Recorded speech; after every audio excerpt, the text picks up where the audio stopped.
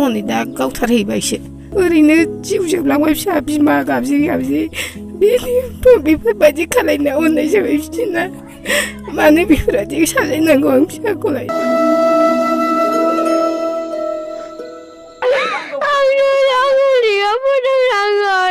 তদন্ত হ'ব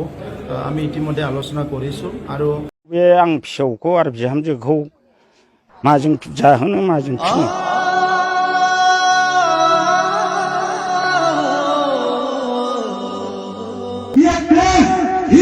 जिस्नि बोसोर BPF सरकारनि समाव मा जादोंमोन आरो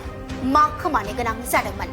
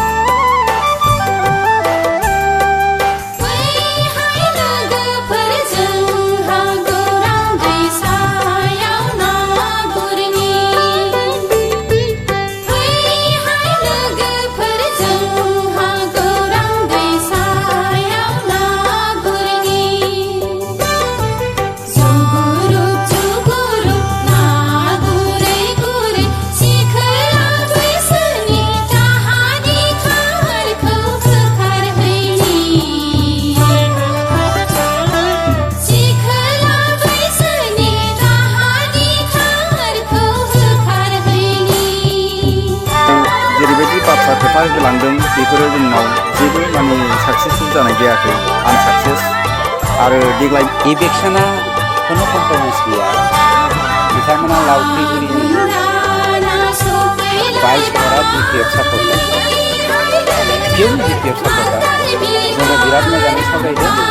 हा दंखायो नोंथांमोना फरायसायाव दाथां दंफां लाइफांखौ दादां होननानै जों बिराद सावरायदों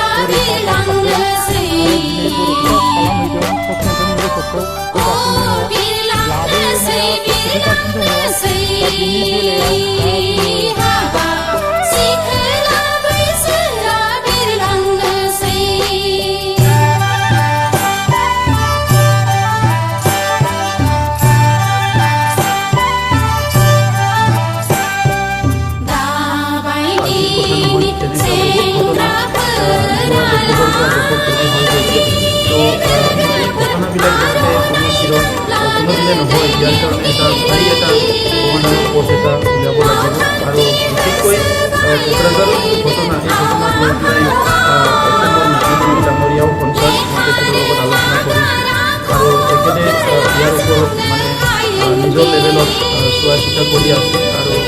তেনেকুৱা কোনো এজন ব্যক্তিক সেই কেঞ্চাৰৰ পৰা তেনেকুৱা বিনা কাৰণত মৰাটো কোনো সহ্য নকৰে বা কোনো গ্ৰহণ নকৰে সেইকাৰণে এই ঘটনাটোৰ ওপৰতো তদন্ত হ'ব আমি ইতিমধ্যে আলোচনা কৰিছোঁ আৰু অনাগত দিনত তেনেকুৱা কোনো কাৰণতে যাতে হত্যা হিংসাবিলাক নহয় মই পুলিচ প্ৰশাসনক আহ্বান কৰিছোঁ আৰু লগতে যিসকল যুৱ আজি যুৱকে সদায় অস্ত্ৰ লোৱাৰে কথা কয় তেখেতসকলকো মই আহ্বান কৰিছোঁ যে এই বৰ্তমান সময়টো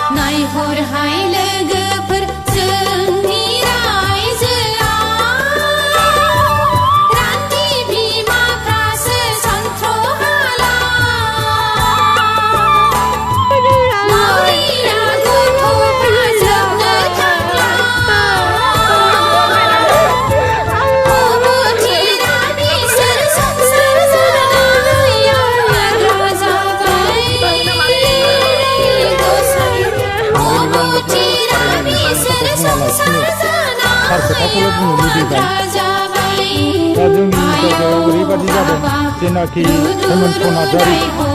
बेखौ बरिसा गावथारदों आरो दिनै बरपेटायाव खालामहैदों पस्टमर्टेम रिपर्टखौ फैगासिनो दङ लाबोनाया सफैगासिनो दङ दा बिनि बेलायाव दा जोङो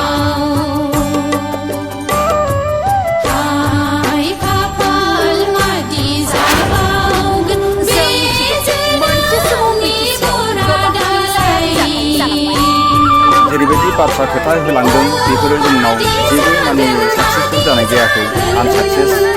आरो देग्लाय इलेक्सना কোনো कम्प्रमाइज गैया बिथांमोना लावखिगुरिनि 22 घरा डिपिएफ सापर्टार पियरलि डिपिएफ सापर्टार जोंनो बिराद मोजाङै सामलायदों हा दंखायो बिथांमोना फरायसालियाव जाथा दंफां लाइफांखौ दाला होननानै जों बिथांमोनखौ बिराद बुजायदों जे आं फिसौखौ आरो बिहामजोखौ माजों खोथा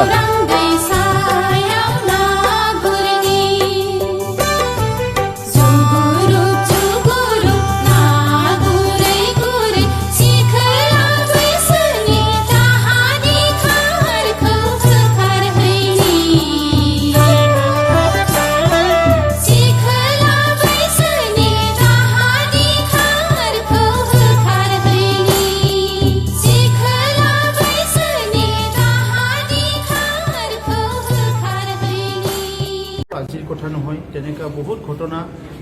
যোৱা দশকৰ পৰা দশক ধৰি হৈ গৈছে তো এই ঘটনাবিলাক যাতে কোনো দিনে নহয় ইয়াৰ কাৰণে এটা স্থায়ী এটা সমাধানৰ পথ এটা উলিয়াব লাগিব আৰু বিশেষকৈ কোকৰাঝাৰৰ যিটো ঘটনা এই ঘটনাক লৈ পেলাই অসমৰ মুখ্যমন্ত্ৰী ডাঙৰীয়াও কনচাৰ্ণ মই তেখেতৰ লগত আলোচনা কৰিছোঁ আৰু তেখেতে ইয়াৰ ওপৰত মানে নিজৰ লেভেলত চোৱা চিতা কৰি আছে আৰু তেনেকা কোনো এজন ব্যক্তিক